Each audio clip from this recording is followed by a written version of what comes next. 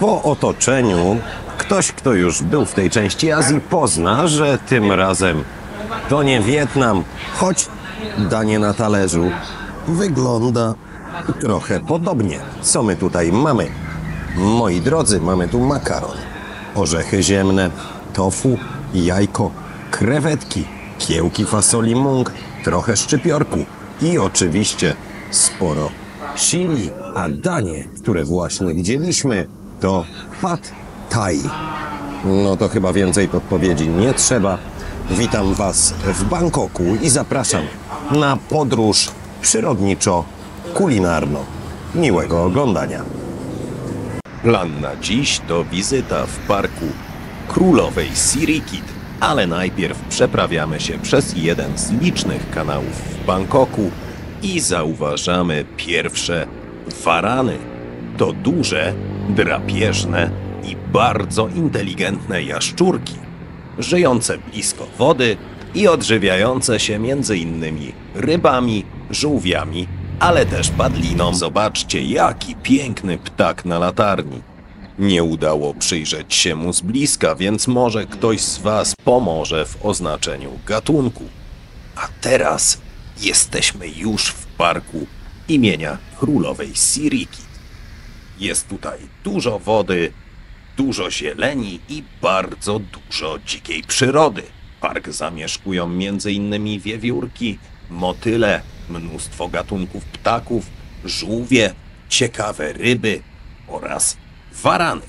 Pora poszukać dzikich mieszkańców, no i na pierwszy ogień tołpyki, wielkie kuzynki karpi, ale te nie były zbyt śmiałe, podpływały.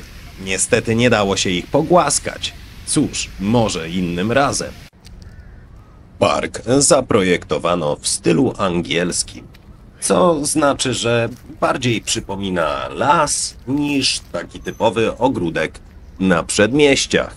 Mamy tutaj dużo drzew, krzewów, kwiatów, pnączy, co przyciąga nie tylko lokalnych mieszkańców, ale tak jak wspomniałem wcześniej, dużo dzikiej przyrody, większych i mniejszych zwierząt. W parku znajdziemy duże, dobrze utwardzone ścieżki główne, tak jak widać teraz również ścieżki kamienne. Znajdziemy tutaj strefy przeznaczone do kompostowania starego drewna. Znajdziemy miejsce, w którym eksponuje się rośliny, owoce i warzywa, uprawiane tutaj tradycyjnie, tak żeby lokalni mieszkańcy, a przede wszystkim młodsze pokolenia mogły dowiedzieć się, skąd biorą się banany w sklepie. Z obfitości owoców, warzyw i owadów korzystają na przykład bardzo ciekawskie majny. Te ptaki są spokrewnione ze szpakami i w parku Królowej Sirikit spotkacie je naprawdę wszędzie. Te niepozorne drzewa to melonowiec właściwy, czyli po naszemu papaja. Tak jak w Polsce pewna popularna sieć sklepów z zielonym płazem, tak w Tajlandii sieć sklepów 7-Eleven pozwoli nam ugasić pragnienie, kupić przekąski, czy nawet zjeść coś na ciepło. Nie tylko dania kuchni tajskiej, ale również na przykład tosty o smaku pizzy hawajskiej. Więc szukając sklepu 7-Eleven wydostałem się na chwilę z parku i natychmiast musiałem zmienić swoje plany, bo moim oczom ukazało się ogromne targowisko, na którym sprzedawano zwierzęta egzotyczne. Zaraz przyjrzymy się tym zwierzakom bliżej i trochę na ich temat opowiem, ale już teraz zdradzę Wam, że to właśnie na tym targowisku udało mi się spełnić moje wieloletnie kulinarne marzenie i nie powstrzymał mnie przed tym fakt, że okazja do spełnienia marzenia nadarzyła się na stoisku z karmą dla zwierząt. Oglądajcie uważnie. Jako miłośnik przyrody nie mogłem przejść obojętnie obok tej plumerii. Roślina przepięknie kwitnie, a jeszcze lepiej pachnie i w Wietnamie nigdy nie widziałem odmiany o dwóch kolorach. Wychodzimy z parku i obserwujemy wiewiórkę, która ze zręcznością godną akrobaty przebiega sobie po linii wysokiego napięcia pomiędzy jednym a drugim drzewem. Wiewiórka musi mieć teraz piękny widok, bo powoli zbliża Zbliża się zachód słońca i mamy tak zwaną złotą godzinę. Spójrzcie tylko na barwę światła. Spójrzcie też po drugiej stronie ulicy. Tam mamy targowisko Chatuchak. Najpierw szybka wizyta w sklepie 7-Eleven. Kupuję tutaj jajka, ale nie będę ich gotował ani przyrządzał w inny sposób. No i jesteśmy na targu Chatuchak, a dokładnie jego zwierzęcej części.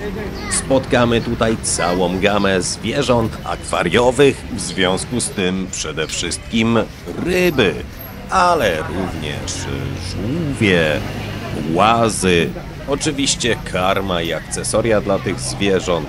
Tu najprawdopodobniej miniaturowe rozdymki albo jakieś dziwne głupiki. Nie jestem zbyt dobry, jeśli chodzi o akwarystykę, ale spójrzcie na okazy w tych zbiornikach i w woreczkach.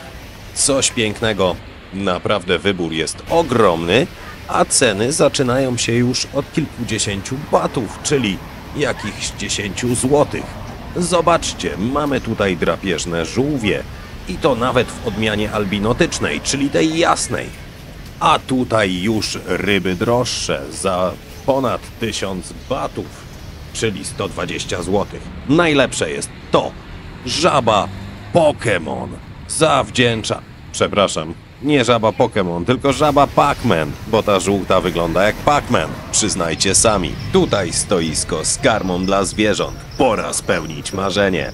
Przy okazji, ten odcinek oglądają pewnie osoby, które już były w Tajlandii. Jeżeli byliście w Tajlandii, napiszcie w komentarzu, czego jeszcze warto spróbować w tym pięknym kraju, bo na pewno nie raz jeszcze odwiedzimy Bangkok na kanale Na Przekór. Właśnie po to były mi jajka z 7-Eleven. Zanim ja spełnię kulinarne marzenie, spróbujemy uszczęśliwić tego ptaka krukowatego. Nie wiem dokładnie co to jest, wygląda trochę jak skrzyżowanie gawrona z niewielkim krukiem. Zobaczycie o co mi chodzi, kiedy podejdzie bliżej i przyjrzymy się jego głowie, wskazującej właśnie na pokrewieństwo z krukiem. Świadczy o tym również jego wysoka inteligencja, bo gdy tylko zobaczył jajko, od razu się mną zainteresował i przyfrunął na pobliską ławkę. Ale jak widzicie, jest bardzo ostrożny.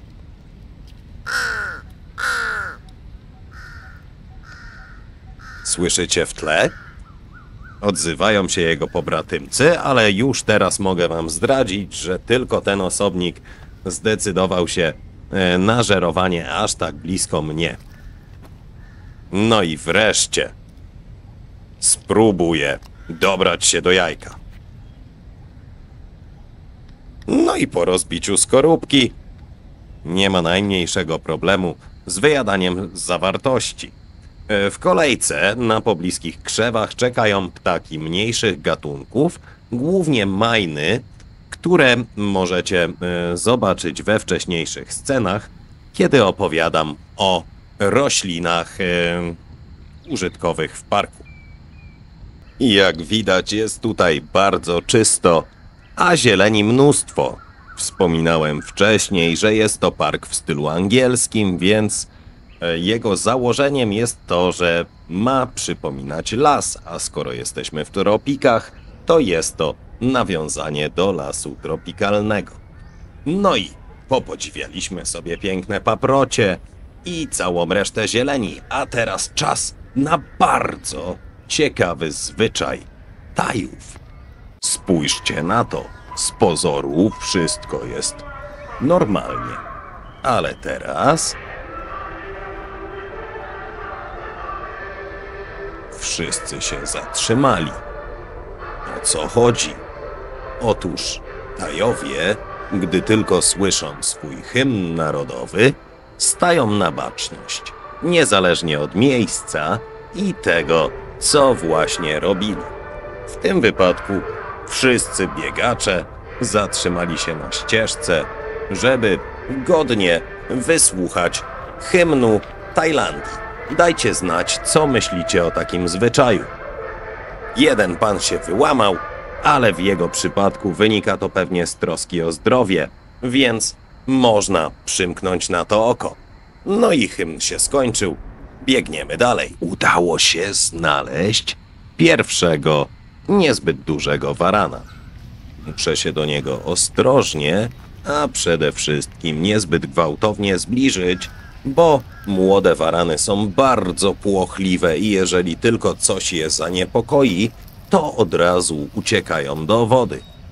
Dlatego znajdziemy je zawsze w pobliżu zbiorników wodnych, a dodatkowo w miejscach, gdzie mają odpowiednie kryjówki. Tu na przykład widoczna przed momentem po prawej stronie bujna kępa zieleni przy brzegu. A ja przygotowuję już jajko. Tak jak wspomniałem, warany to drapieżniki, ale nie pogardzą również padliną, czy na przykład ptasimi jajkami. Kury to też ptaki, ale młody waran zbyt się spłoszył. W innym miejscu dużo większa sztuka. Niestety nie zdecydował się zanurkować za jajkiem. Pozostaje mieć nadzieję, że jajko, które utonęło w tym kanale, zostało zjedzone przez tajskie ryby. Spójrzcie, jak dostojnie wygląda ta jaszczurka podczas przeprawy przez wodę. Coś pięknego. Jak widzieliście, z karmieniem waranów słabo. Natomiast to nie moje pierwsze podejście do tych pięknych zwierząt w Bangkoku, więc jeżeli chcielibyście się przyjrzeć waranom troszkę bliżej i posłuchać więcej na ich temat, a przy okazji zobaczyć dużo większe osobniki niż w tym odcinku, to zapraszam na mój wcześniejszy materiał nagrany w parku Lumpini, czyli najlepszej bezpłatnej atrakcji do obserwacji waranów w całym Bangkoku. Pora po raz ostatni spróbować szczęścia. Podkładką trafił się całkiem spory, choć jeszcze daleki od rekordu osobnik. Ma około 2 metrów, więc nie jest już zupełnym młodzieniaszkiem. Ale jak widzicie, na jajko się nie skusił i mało tego, straszny z niego cykor. Podał dyla podkładkę. Zabrałem jajko, żeby nie śmiecić w parku i ruszamy dalej. Tutaj jest kolejny waran i na uwagę zasługuje jego język, którym bada otoczenie. A dlaczego? Ponieważ rozbiłem nad brzegiem jedno jajko. Wyczuwał je, ale brakło mu odwagi, żeby zjeść. No cóż, niestety nie udało się nakarmić warana jajkiem, żeby was nie zawieść i nie być youtuberem od clickbaitów. Zrobię wam lepsze jedzenie niż z tym waranem, a co to będzie? Oglądajcie odcinek do końca, bo jeszcze sporo przed nami. Moi drodzy, ci, którzy oglądają mnie od dawna, wiedzą, że przechwalałem się wręcz, że mam żołądek jak koza. Zjem praktycznie wszystko i podczas moich wieloletnich podróży nie zdarzyła się jeszcze rzecz, która by mnie obrzydziła.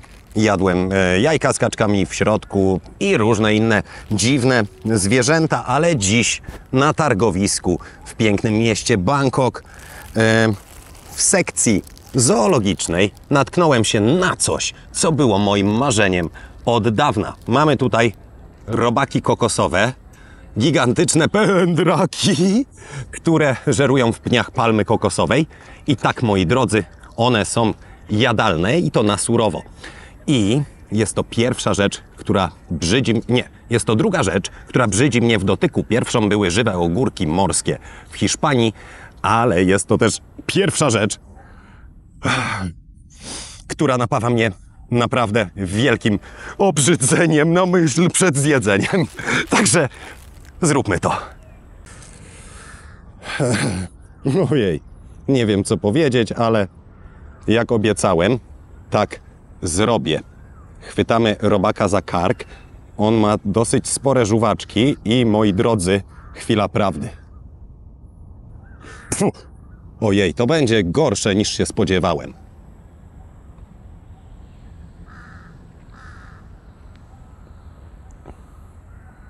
Nie jest taki zły?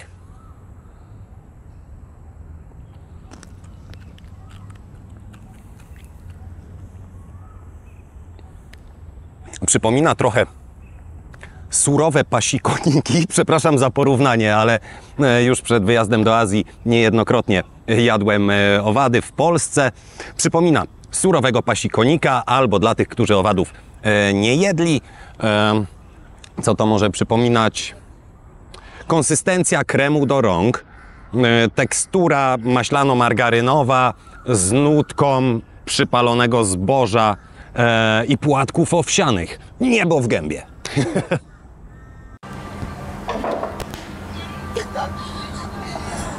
Mała wpadka. Bardzo ciekawą różnicą pomiędzy Wietnamem a Tajlandią. Ciekawą różnicą pomiędzy Wietnamem a Tajlandią jest to, że tutaj zamiast pałeczek używamy łyżki i widelca. Podobieństwem będzie to, że podobnie jak w Wietnamie rzadko uświadczycie nóż, bo składniki posiłków są rozdrobnione na tyle, że nie wymagają krojenia. No to jak to smakuje? Pachnie.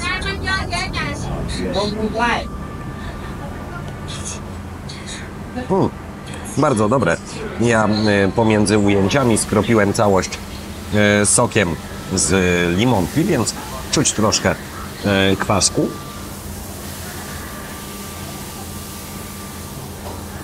Ojej, makaron jest bardzo gorący. Jedyne co, to nie powiedziałem, że chcę wersję naprawdę ostrą. I dostałem turystyczną, więc spróbujemy czystej papryki.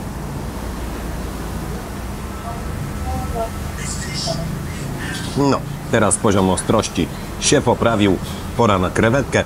Podobnie jak w Wietnamie, usuwa się tylko głowę, pancerz pozostawiamy na krewetce i również z tym pancerzem krewetkę zjadamy. Ale jeśli myślicie, że krewetka z pancerzem to jest coś nietypowego, co można zjeść tylko w Tajlandii, co można zjeść w Tajlandii czy w Wietnamie, to krewetka to jest pikuś przy tym, co zobaczycie później.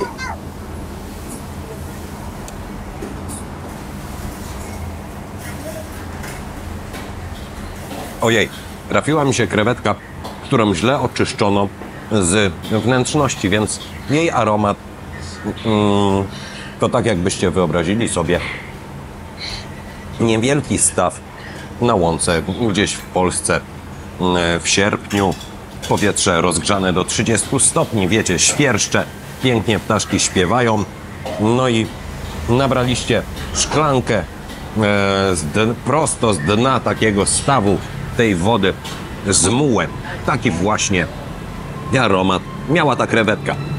Żeby być sprawiedliwym, skosztujmy zatem takiej, w której tak zwaną strunę, tak się chyba mówi fachowo w kuchni, na te wnętrzności krewetki, usunięto. Nie pachnie już sierpniowym stawem.